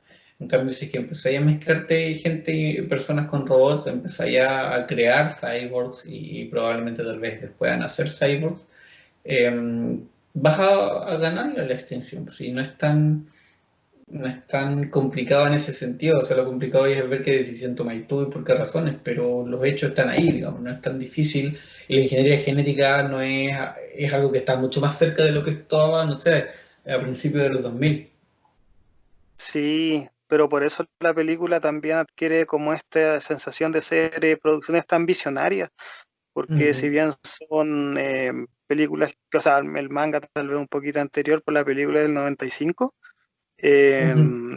y tiene una temática que actualmente, pucha, es una súper actual y por eso yo siento que los visionados, tanto de Akira y sobre todo de Ghost in the Shell, no son anacrónicos. La No, animación es bueno. espectacular, pero los argumentos son tan actuales y pueden ser, claro, más cercanos, pero al mismo tiempo nosotros lo identificamos como con cierta distancia, pero tienen todavía riqueza actualmente cuando ya han pasado tantos años. De hecho, yo me pasó cuando empecé a ver Akira ayer, como que lo sentí de como un golpe demasiado cercano a la realidad, que no me pasó la primera vez que la vi. De hecho, la vez pasada que las vi también vi las dos, vi una y el día siguiente vi la otra, y no me pasó tanto como me pasó ahora. Incluso en Ghost in the Shell, que el aspecto social no es tan relevante o tan destacado, también ves una sociedad que está completamente y como, no sé si completamente podría, pero que básicamente sí, ¿cachai? Como no está en su mejor momento y está como muy deficientemente en términos sociales, para que la redundancia. A mí me pasa con estas películas es que yo me dejo llevar como porque las películas son siempre gráficas al demostrarte en qué ciudad, en qué contexto se desarrollan los personajes, y por más que veamos estándares tecnológicos que son de la más alto nivel de desarrollo, siempre vemos ciudades sucias, donde las Oscura. personas se desarrollan, sí, en oscuras, donde las personas caminan en espacios que son reducidos, y a mí este es un punto que vi en las dos películas y que me encanta ver la animación japonesa en cómo están gentrificados los espacios donde los lugares que son residenciales nosotros vemos estos tremendos rascacielos, y cuando en algún momento vemos lugares donde sabemos que los personajes tienen su vida más cotidiana, vemos edificios con millones, pero millones de departamentos donde nosotros ahí hacemos el paralelismo de estos lugares donde la gente vive en departamentos de dos por dos y que finalmente el Marginado. lugar estacionario exactamente totalmente gentrificado, totalmente alienado, donde simplemente es el lugar donde después de cumplir las horas de trabajo llegas a descansar y después de vuelta a la máquina.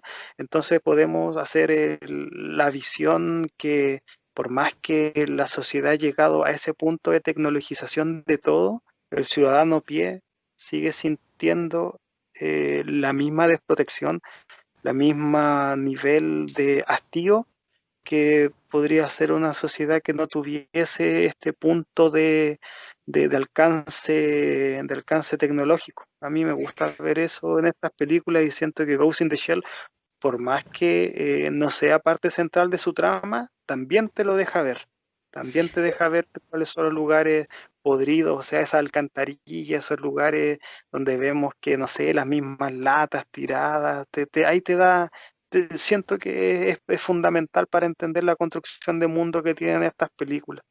Y que por eso al final se enmarca y es cyberpunk, porque es la que le da el contexto. Puede ser que no sea un aspecto central en términos narrativos, como lo es en Akira, pero es donde se enmarca todo esto, pues al final lo que tiene el cyberpunk es eso también, no es solamente tecnología por haber tecnología, sino que es una tecnología que degrada al humano, que potencia mucho, muchísimo las diferencias sociales.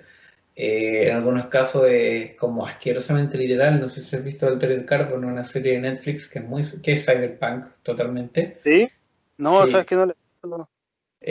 bueno, más allá de los detalles, en esa serie, por ejemplo, hay personas que viven literalmente en las nubes, que son la gente con plata, son como unas torres como las del maestro Karim, como el loco que tiene más plata, así, bueno, sí, es la misma imagen.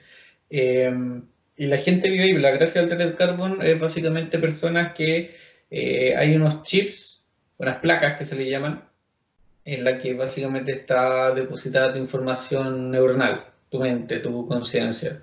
Y las personas pueden ir cambiándose de estuche, que se le llama en la serie, que son los cuerpos.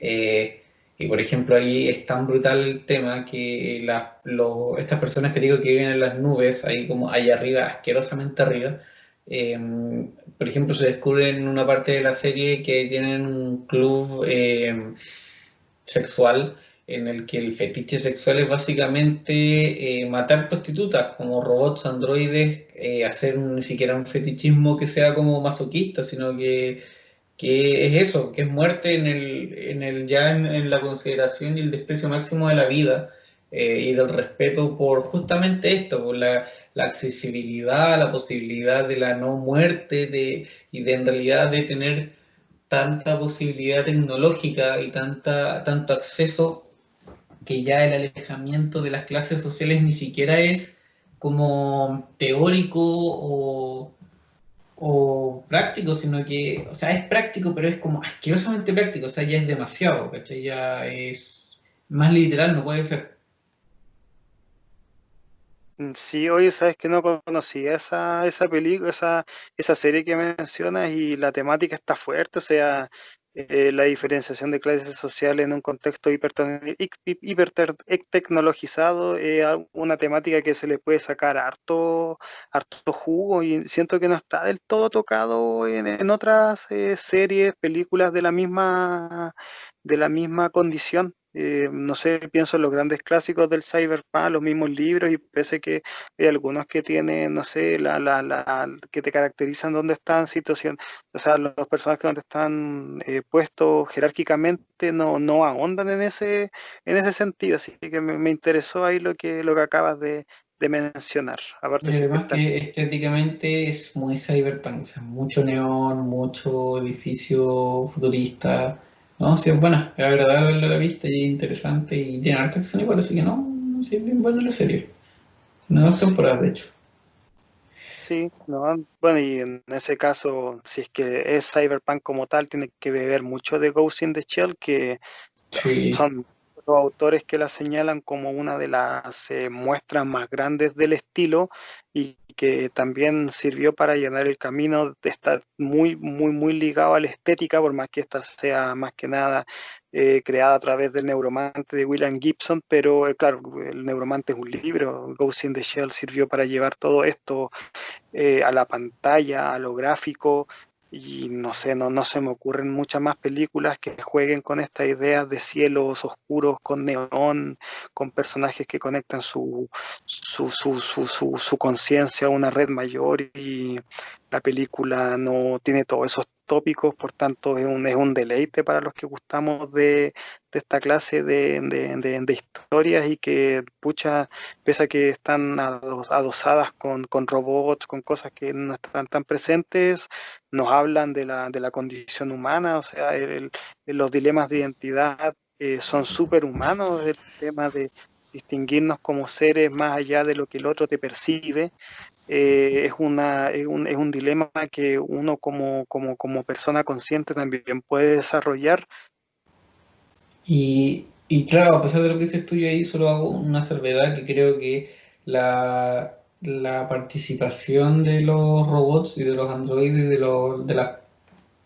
las formas de vida, digamos en este caso tecnológicas, em, se hace necesaria para discutir el punto. ¿Por qué? Porque al final es como no somos los únicos, uno, y es la evidencia, es la manifestación y la concretización del hecho de que por más que nosotros durante décadas, siglos, milenios, pensamos que como especie el Homo sapiens o los humanos éramos como el centro del universo, literalmente en algún minuto lo pensamos, no es así, pues, ¿cachai? Y nosotros mismos como que nos condenamos a nuestra extinción, en este sentido considerando como a las máquinas como creadores, pero más que condenarlos a nuestra extinción es como que nos toca crear el siguiente paso de la evolución, que yo creo que diferencias más o menos va a ir de la mano de la tecnología ya en este punto casi inevitablemente y va a haber un punto en que la mezcla entre lo cibernético y lo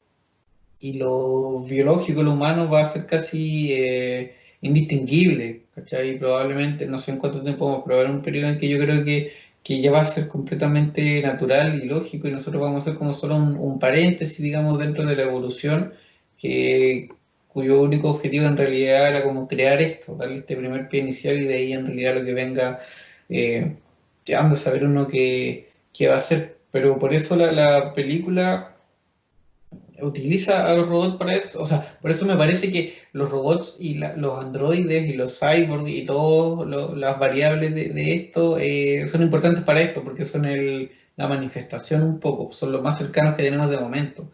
Puede ser que el futuro en realidad se oriente de otra manera, pero da la impresión de que a menos que la pandemia nos mate antes o ocurra otra catástrofe natural, eh, por acá va la cosa, ¿cachai?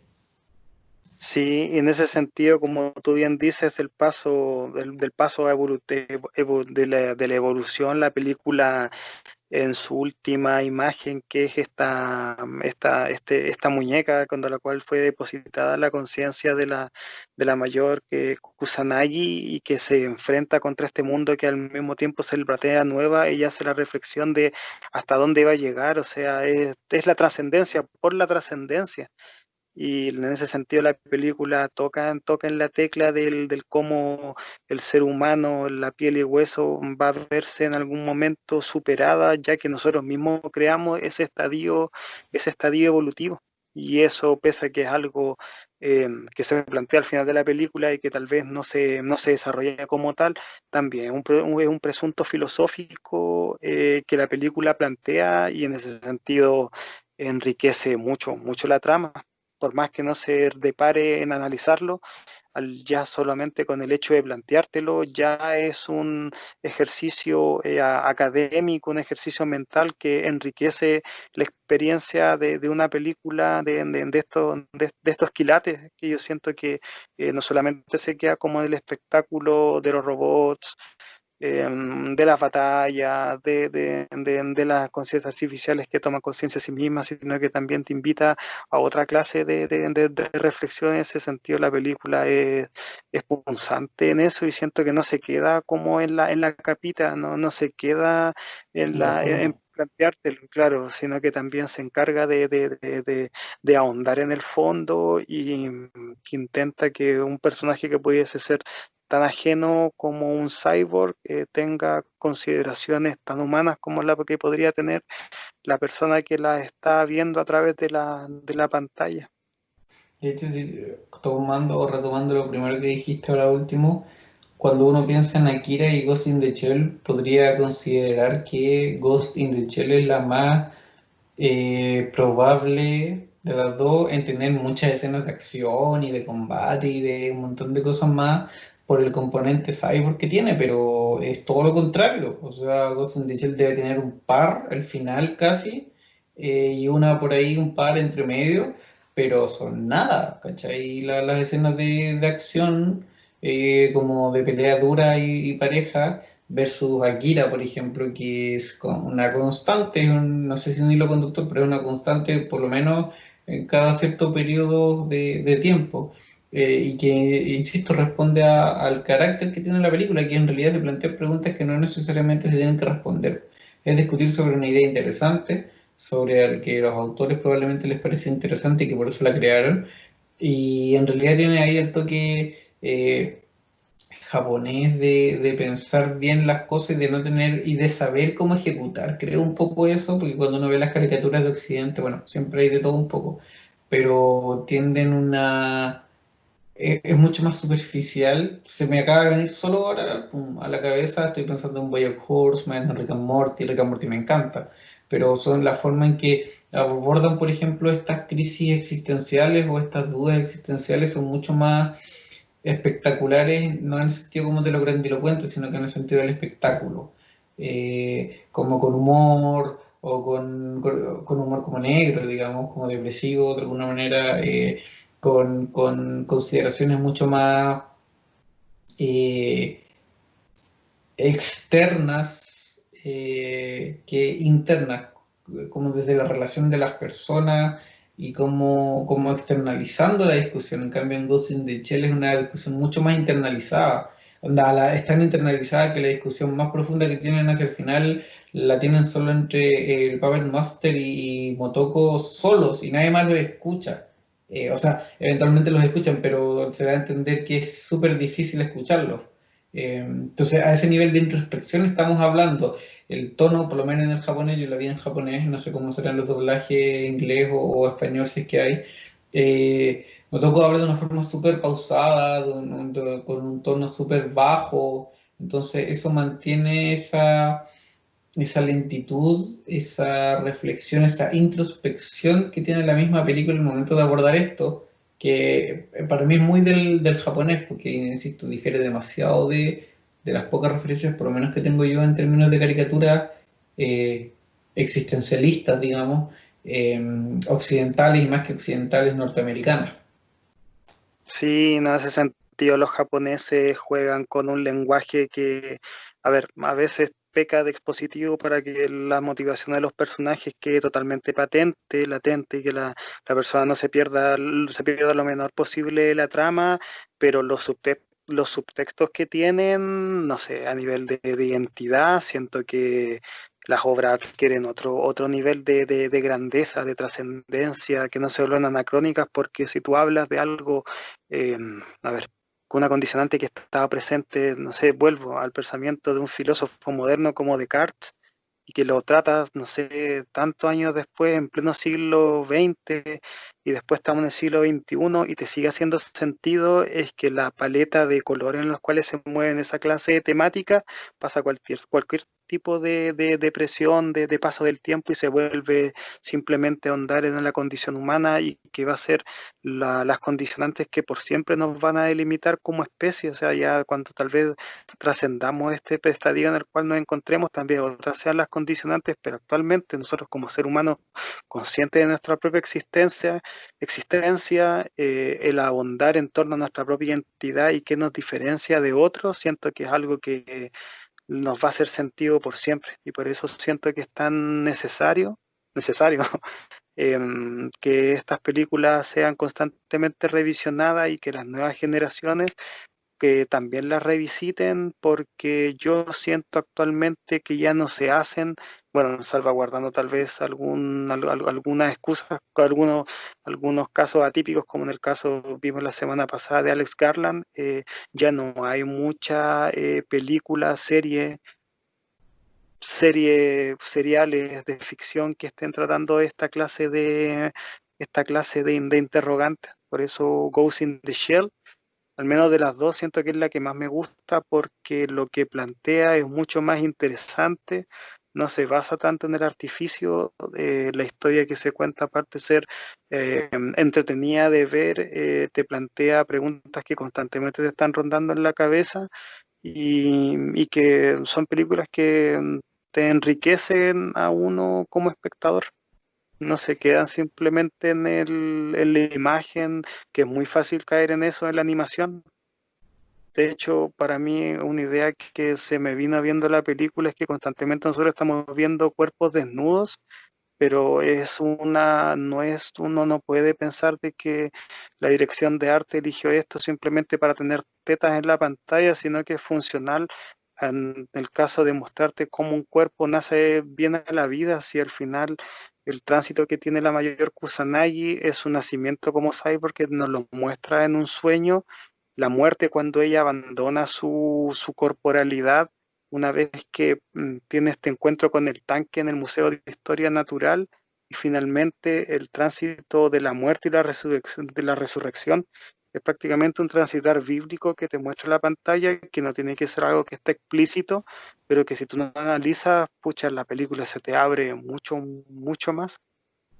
Sí, pues al final es una película que como decías tú, yo creo que ahí viste en el punto de que repasar cada cierto tiempo. No, es imposible que te puedas quedar una vez con ella, o dos, o tres, porque tiene muchas lecturas y sobre todo, ni siquiera como que uno tenga que hacerlo. Yo creo que es porque es interesante hacerlo. Bueno, siempre va a depender de los gustos de cada uno, pero revisarla te permite tal vez encontrar cosas que no viste o identificaste al principio porque de alguna manera no son tantas las cosas que plantea, pero sí lo hace tiene distintas pequeñas aristas que la van componiendo. Entonces hay harto que tú puedes sacar en limpio, como hemos hecho nosotros durante todo este rato de hecho. Pablo, si te parece, si es que empezamos como a cerrar y si es que nos puedes dar tus ideas finales con respecto a ambas cintas o bueno, a lo que esté relacionado a eso durante este día. como películas separadas de lo que he visto de animación en tantas series, dígase películas en sí mismas, siento que es lo mejor que he visto de animación japonesa, en al menos en mi vida consciente de ser alguien que está consumiendo esta clase de entretenimiento. Como lo dije en el último que mencioné, a mí Ghost in the Shell me gusta mucho más por el tratamiento que tienen las temáticas, pero ambas son recomendables, ambas son clásicos, y por más que una sea del 88 y la otra sea del 95, el paso del tiempo no le ha pasado, pero ni un solo día. Así que quienes la hayan visto, repítansela, y quien haya escuchado esto tal vez sin verla, que no creo que sea muy probable, invitar a verlos. Eso más que Sí, yo en ese sentido no sé si puedo agregar mucho más. Como te digo, yo las vi por primera vez hace un par de años y me agradó la idea de volver a verlas ahora. Y uno entiende igual por qué cuando uno llega, digamos, desde después de los años de que se hacen más mainstream y pasan un poco a la cultura y al boca a boca, em, uno entiende eso al verlas, ¿cachai? Y por todo lo que plantean y por lo profunda que son y por lo que hemos discutido en la última hora y tanto. Eh, pero también creo que son buenas películas, o sea, más allá tú puedes decir si es que es una gran película o no, en realidad es una discusión para otro momento, ¿cachai? Como una de las mejores películas de no sé qué década o de no sé qué cosa. Eh, pero per se son buenas películas que valen la pena ver totalmente, ¿cachai? Que para mí una buena película o una buena historia, porque película serie independiente de eso, es una que te plantea calentarte la cabeza al verla. Em, Porque los espacios de ocio también, claro, no está el ocio como ocio solo, pero también estos espacios en que uno se ve cosas.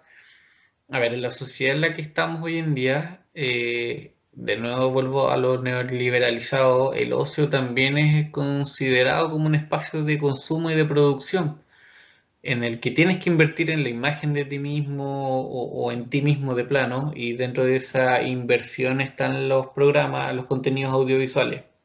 Entonces, que estas películas que surgen en un contexto completamente distinto, donde la historia todavía era importante, o sea, yo quiero creer que hoy día la historia todavía es importante, pero es mucho menos considerada por la minoría, es considerada por la minoría, digamos.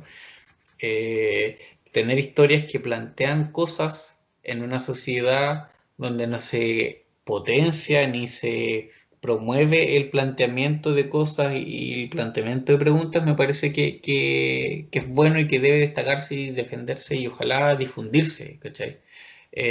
Como un poco hacer el trabajo infiltrado de, a través de una buena película de acción o de ciencia ficción, plantearte preguntas interesantes que, independiente de las respuestas a las que llegues, ojalá no llegues a respuesta, en realidad llegues como solo a calentarte la cabeza y plantearte ciertas cosas y cambiar ciertas pequeñas actitudes en tu vida que de ahí en adelante en realidad le van a dar más sentido o menos sentido a la experiencia humana, que en realidad es un poco esta burbuja en la que vivimos todos, de llamado realidad. pero que al mismo Pero tiempo eso, dale. rescatable que hayan películas que, así como hay una burbuja llamada realidad, las películas funcionan como un alfiler que nos revienten un poco la burbuja y que nos que resulten ser más preguntas que respuestas. Como la vida misma, siento que funciona esta clase de obras que nos invitan a mirarnos como ser humano y cuáles son nuestras inquietudes también como especie, que así como fueron en su momento, siguen siendo igual de relevantes las preguntas en los momentos en los que nos encontramos. Y lo frágil que es también toda esta como mentira, entre comillas, en la que vivimos y nos desempeñamos socialmente, porque entre los mínimos como provocaciones o agujas, como dices tú, se desarma todo. Estoy pensando, me acabo de acordar del repartidor de basura que le dicen que los recuerdos de su familia, de su esposa, de su hija eran todos mentiras. Nunca fue, ¿cachai? Eh, ¿Y qué pasa si tus recuerdos te fallan? Pues se te va toda la cresta. Con la experiencia, la emocionalidad, los recuerdos, todo. Eh, el tipo no podía moverse, ¿cachai? Yo creo que cualquiera que le dijeran eso le pasa. Eh, Entonces estas películas logran como presentarte eso o presentarte la otra vereda de un grupo de cabros que no son cabros que están tan lejos de nosotros en términos físicos y biológicos. O sea, en todas las ciudades hay gente que no está en la mejor situación económica y cuyo entorno lo obliga a sobrevivir con uñas y dientes. Entonces, cuando dices tú, claro, que también son capaces de reventar esa burbuja, es parte de lo positivo que tienen, una más de las tantas cosas por las que se les puede valorar. Exactamente. Oye, la conversación se fue, tocamos películas de animación japonesa y finalmente nos dedicamos más a conversar sobre la condición humana y qué es lo que nos fuerza a ver lo que nos fuerza, lo que nos predispone a ver esta clase de películas, así que me ha gustado mucho el capítulo hoy día, Camilo. Sí, objetivo cumplido y volvemos a la misma tónica depresiva del principio, no, ahora con mucha más esperanza de cara al futuro. A afrontar que independiente de Exacto. la extinción o no, vale la pena. Como voy a retomar algo del último capítulo en que hablamos de Years and Years, que como decía Muriel cuando se operaba de los ojos, es un mundo de mierda, pero quiero ver cada minuto de él, totalmente. No, qué buena esa frase toda sirve hoy día, sirvió hace 30 años y tal vez hace cuánto para hacia atrás y hacia adelante nos sigue haciendo sentido, sí. Ay, las series de ficción al final están para restregarnos la realidad de la mejor y de la peor forma posible. Siento que por eso Exacto. tal vez volvemos tanto a ellas. Un gusto, pues Camilo, un gusto haber Igualmente, Paulo. conversado sobre anime contigo y bueno, si la semana pasada hablamos sobre series, fue la primera serie Years and Years, esta es primera vez que hablamos sobre animación japonesa, ya no sé qué otra caja de Pandora nos tocará abrir en los próximos episodios. Veremos qué saca la creatividad en los próximos días, fin de semana largo, aprovechemos para pensar y ver cosas al final de eso, de seguir explorando y de ahí, bueno, vemos qué sale, pues yo creo que ni tú ni yo pensamos a las nubes a las que vamos a llegar hoy día. Exactamente. Ya pues, nos despedimos gente, muchas gracias como siempre por escuchar a aquellos que lo han hecho, que aguantaron hasta ahora 50 y tantos minutos y esperemos que hayan disfrutado tanto la conversación como la disfrutamos nosotros, creo yo, pues. Eso pues, nos Exacto. estaremos escuchando en algún otro momento. Hasta luego, chao. Hasta el próximo Planeta Sapiens. Muchas gracias.